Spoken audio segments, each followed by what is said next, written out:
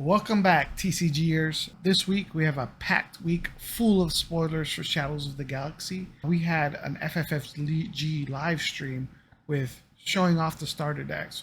We had social media posts, and then we had content creators, all with a bunch of spoilers. So let's go ahead and get started. There's a lot of cards to go through. All right, the first spoiler we got is Zorel Bliss. This is a 5 cost cunning heroism unit. It's a ground unit. It's a 4/7, and on attack it has draw a card. At the start of the regroup phase, discard a card from your hand. It also has smuggle. Smuggle cost is going to be 6 resources, and you have to have 1 cunning, 1 heroism. Overall, for a 5 cost, like I said, my general idea of a 5 cost unit should be a 5/5 plus something on it. It doesn't necessarily be on attack. It has to have some type of ability. So for a 4/7, we're losing a little bit of strength here, but we're gaining a little bit more defense. And then on attack, very good card. Drawing cards, I think, at this cost of the resources, that might give you that card that you need to actually pull ahead. Maybe it's a surprise attack or something like that. The caveat, what balances it out, is that you have to discard a card. So you temporarily have a card advantage during the active phase of the game. But other than that, you're losing that card advantage, which I think is very fair. Smuggle cost is just 1 cost more than the actual cost of playing it, which is what we typically see. For this being a rare card, I think is a decent card. I wonder how heroism players would be incorporating this card. The next card is Warboard Stowaway. This is a 3 cost command villainy ground unit. It's a 2/3, and its text reads, while you have initiative, this unit gets +2 and 0. Smuggle, it's 4 resources, command, and villainy. So all in all, for a 2/3, this is slightly underpowered. Remember when I went back to that idea, I want a 3/3 with some type of ability. That's usually going to be a very good card. So with this one, we actually lose 1 attack, so we're a 2/3. But it's kind of balanced out by when you have initiative, you're going to have +2, so he becomes a 4/3. So I think it's a very fair attack difference there. In terms of smuggle cost, again, the smuggle cost here is only one more than the actual playing it normally, which is not too bad. But I don't know if I have 4 resources, if I would be using this guy as a unit for a 4/3, because for 4 resources, I can get an actual unit that doesn't give me 4/3 without having initiative, right? So I don't know if I actually will use that past the initial starting point. Let me know what you guys think, how you would probably use this card. The next card we have is the Frontier Trader. This is a 3 cost cunning ground unit. Its attack is 2, defense is 2, and it says, when played, you may return a resource you control to its owner's hand. If you do, you may put the top card of your deck into play as a resource. All around, I think this is a pretty decent unit. The downside of it, for a 2/2, it's a little low in terms of attack and defense. The when played ability, I think is very good. It's going to be a very niche situations. Let's say you had a resource, one of your stronger cards at the beginning because you needed some of the lower cost cards. This will give the ability to obviously return that card to your hand, and then you just put the top card. So it kind of will even out your hand. Other than that, I don't see much value from this. I think from in terms of its attack or defense, it's going to be maybe a very niche decks that need to filter, maybe have large units. This is a way you can get them back into your hand when you need them to play. But other than that, I don't know. I'm not really too happy with this card personally. The next card is the Client. This is a 3 cost ground unit. It has the vigilance and villainy aspects. It's a 2/5. He comes in shielded, and then he has action. Choose a unit. For this phase, it gains bounty. Heal 5 damage from the base. So when we're looking at this card, just at following my own traditional, I want a 3/3 for 3, but this is actually a 2/5. So this kind of has slightly less attack, but has a little bit more defense. It's actually very good, I think, once you look at it. Comes in shielded, so it's essentially stronger than a 5 defense because it's going to absorb all the damage from the first attack, unless it's a saboteur, obviously, right? I think the action is pretty good. 2 damage isn't that much towards the middle and late phases of the game, but healing 5 damage from your base is a lot.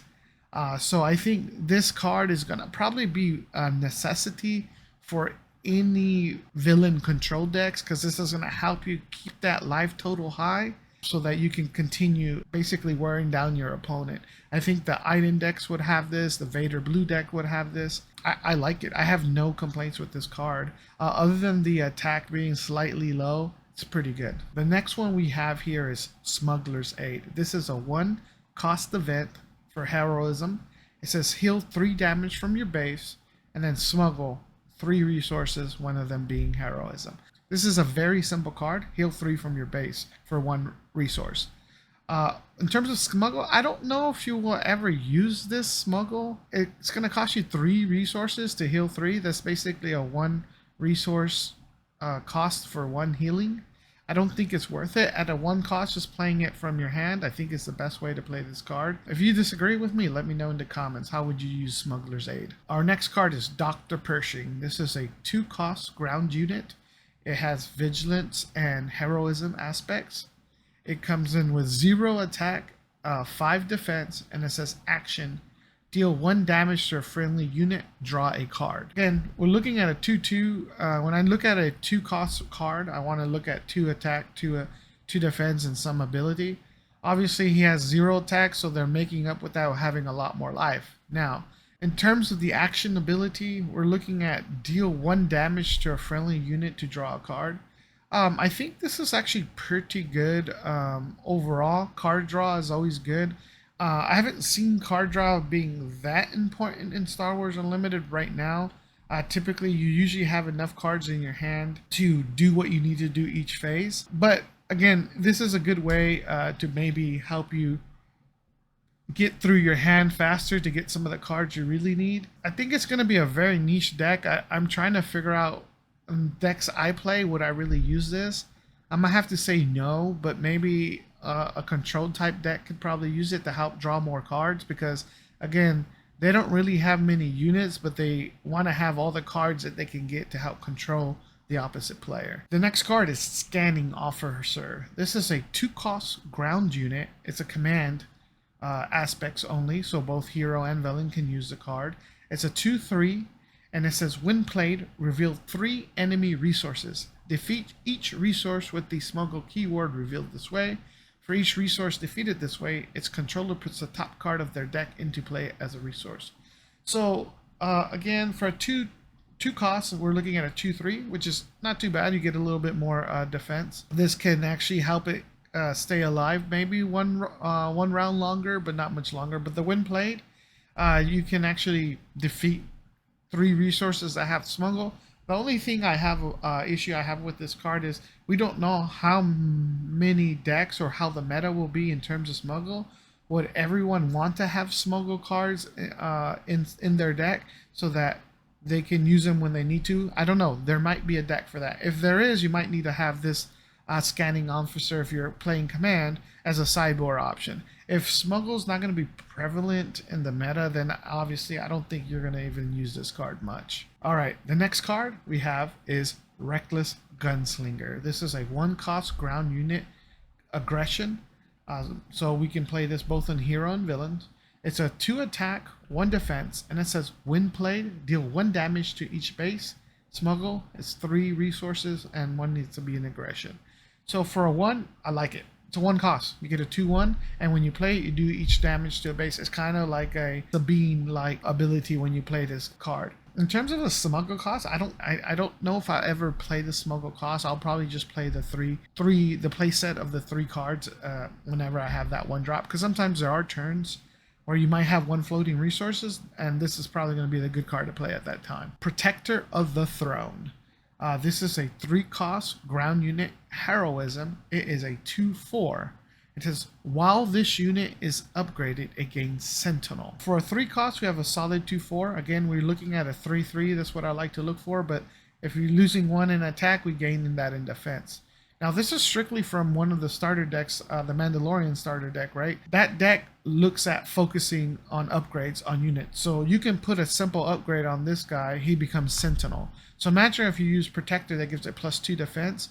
Now it's a 2/6 and it has Sentinel, right? This is actually a very decent card.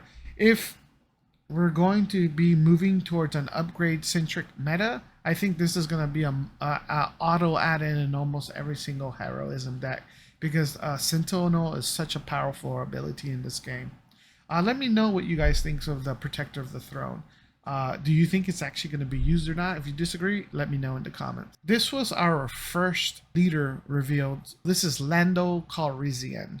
He is a cunning heroism leader. His leader side says, play a card using Smuggle. It costs 2 less, defeat a resource you own and control. There's epic action. If you control 4 or more resources, deploy this leader. The leader unit on his side is 2/5, and it's an action. Play a card using Smuggle. It costs 2 less. Defeat a resource you know each round using this ability once each per round. So when we look at the leader side, you have to exhaust them, and then on the ground leader unit, you just have to declare the action, and it reduces the cost by 2. Now, when you look at Smuggle, it's actually effectively because most of the Smuggle cards cost at least 1 to 2 more, so you're kind of doing like a break even. The downside is that you have to defeat a resource you own, so it's going to be very niche. Maybe, I don't know when exactly you would want to use this card. Maybe towards the end rounds when you need to pull out one of your bigger units that you had Smuggle. This is a way you can pay the regular cost as opposed to the increased cost when you Smuggle. Lando, the leader unit itself, is a 2/5. It's relatively low in health. It does come out 4, which kind of puts it in par with Sabine, and it has 2 damage. The only difference with Sabine is she's doing the 2 damage plus the base damage. So I think Sabine is a better card in terms of a unit ability.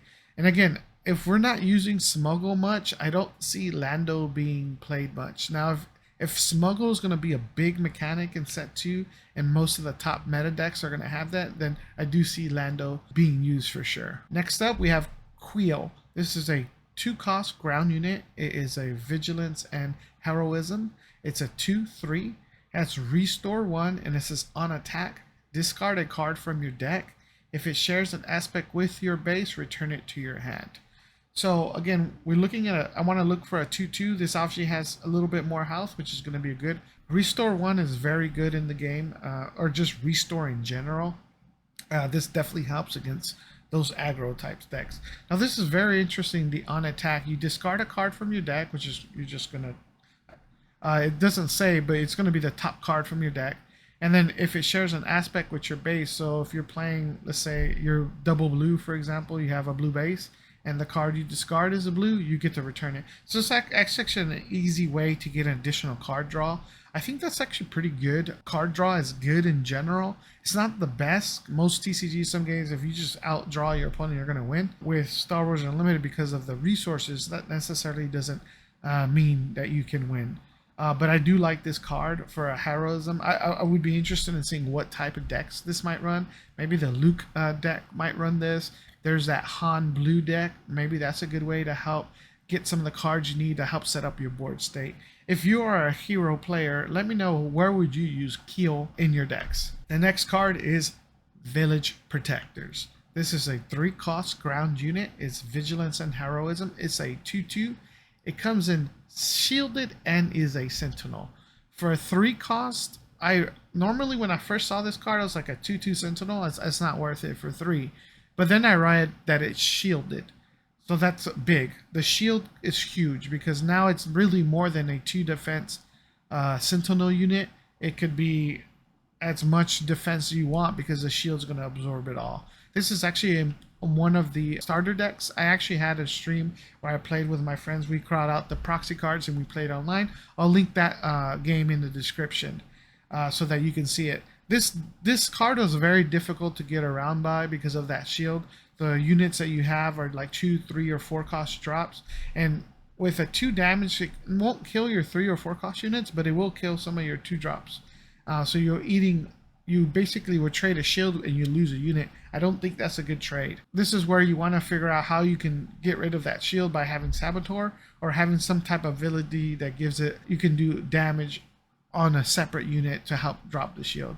But I do like Village Protectors. I'm curious to see what decks would carry this. I like it. I have no issues with this card. We have another leader spoiler. It is Ando on Naka. This is a command leader. It says when you play a card using Smuggle, you may exhaust this leader. If you do, give an experience token to a unit. Epic action, if you control 6 or more resources, you deploy this leader. The leader unit is a 3/7. It has raid 1 while attacking. So when you play a card using Smuggle, you may give an experience token to a unit. Exhausting this leader to give an experience token to a unit, I think is great. But again, I think the caveat is it has to be Smuggle. And we don't know, or at least I don't know, if Smuggle is going to be very prevalent in the game. If it is, I think Ando is going to be a great leader to use because you're going to buff up your troops. But if we're not using much Smuggle cards, then I don't think he's going to be that good.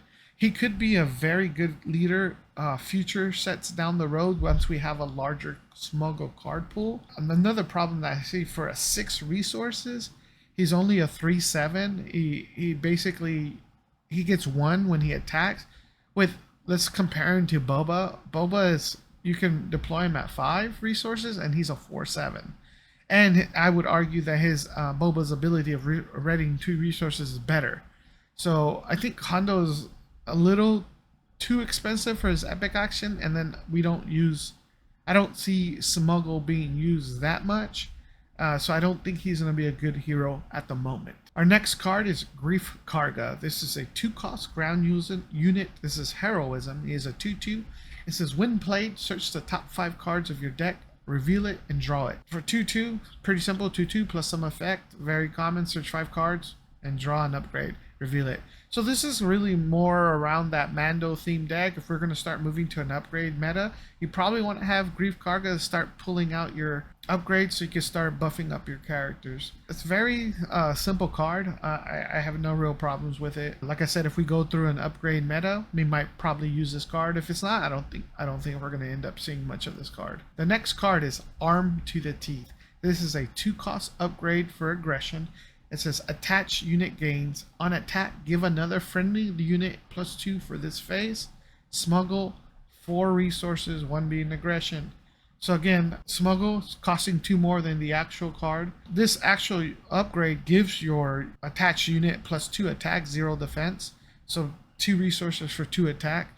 But what really helps is that on attack, it gives another friendly unit +2 and 0 for this phase. So this upgrade is technically giving up to 4 attack on your board. It's not necessarily 4 because your other unit needs to live so that you can attack, but at the bare minimum it's 2. It's very niche situations when I think this card will be used. I do like, again, if we're using upgrades more with set 2, I think this is a very decent 2-cost upgrade because it could potentially put 4 damage out, which it might be enough to trade with another larger unit or just push some more damage into an enemy's base. Smuggle for 4 resources. I probably would never use this card for Smuggle. I think for 4 resources for an upgrade, there's probably better things we can do. The Millennium Falcon. This is a 6-cost space unit. It's Cunning Heroism. And it says, if you play this unit from your hand, it gains ambush. Smuggle. 6 resources, Cunning Heroism. So the Smuggle cost, let me point out, it does not cost more than the actual cost to play it. And then if you play it from your hand, it gains ambush. The only time I actually do see where this might be helpful, if you are running Lando, it reduces the Smuggle cost by 2. So you can actually pay Millennium Falcon for 4 resources. And I think that's actually very strong for a 5/5. Otherwise, if you're playing it from your hand, it's a 5/5 but has ambush, right? So when you play it with the Smuggle cost, it's not going to have ambush because you're not playing from your hand, you're playing it from your resources. I think this is a very solid card. Again, I think it's only going to be used maybe if you use Lando. I mean, the other Millennium Falcon that's a legendary, I think it's a little bit better because you can pay it, and then to keep it out, you have to pay a resource. Maybe that might be a way where you can maybe once you have this one, you can not pay it and then bring it out and have ambush and attack the enemy space unit. Hey guys, if you play Millennium Falcon, what are your thoughts? I don't play Hero, so I would like to hear everyone's thoughts. I strictly stick to Village, so let me know what you guys think about Millennium Falcon in the comments.